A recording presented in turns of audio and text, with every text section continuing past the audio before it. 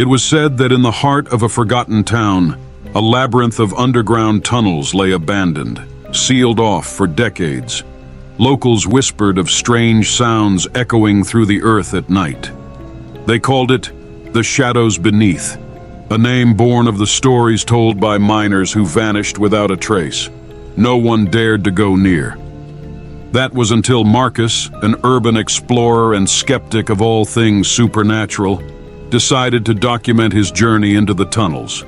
He wasn't alone.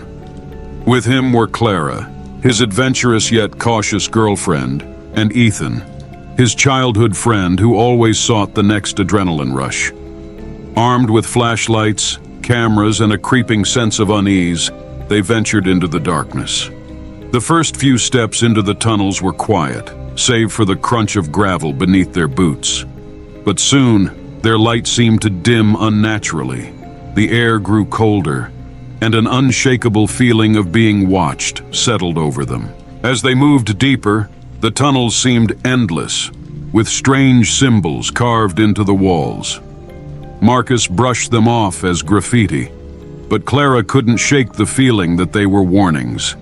Ethan laughed, his voice echoing unnaturally, as if the tunnels were swallowing sound. The group began to hear faint whispers, indistinct and echoing from every direction. They convinced themselves it was the wind. But then, Clara spotted something, a figure at the edge of her flashlight beam. She screamed, and when the others turned their lights to the same spot, there was nothing but stone. Still, they pressed on, determined to reach the rumored central chamber, where Marcus hoped to find the truth behind the legends.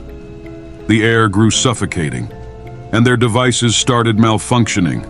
First the cameras, then their phones. They were utterly cut off from the outside world. In the central chamber, they discovered a horrifying sight. Skeletal remains arranged in a circle around an ancient artifact, a stone tablet glowing faintly with an otherworldly light. Marcus reached for the tablet, ignoring Clara's pleas to leave it alone. The whispers turned into screams. Shadows moved independently of any light source, coalescing into twisted humanoid shapes with empty eyes. Ethan froze, his face pale as he whispered, "They're here." The group fled, but the tunnels seemed to shift, trapping them in a maze. Ethan was the first to vanish, his flashlight rolling to a stop as the others heard his screams fade into silence. Panic set in, and Clara began to see visions of the missing miners, their mouths stretched in silent screams, clawing at her. Marcus tried to rationalize it, but his voice cracked with fear. The shadows grew more aggressive, cutting off their paths and driving them toward the deepest part of the tunnels. At the deepest chamber, Marcus and Clara found themselves facing a massive pit, its depths glowing faintly with the same light as the tablet.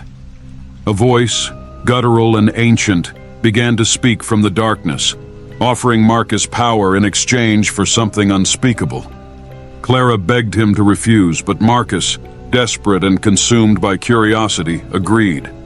The pit roared to life, and Clara watched in horror as the shadows consumed him. His screams echoed endlessly as his form twisted, becoming one with the dark. Clara barely escaped, her mind shattered by what she'd witnessed. As she climbed out, the exit collapsed behind her, leaving the horrors of the tunnels sealed away once more. Or so she thought. Months later, Clara sat in a psychiatric hospital, her eyes hollow.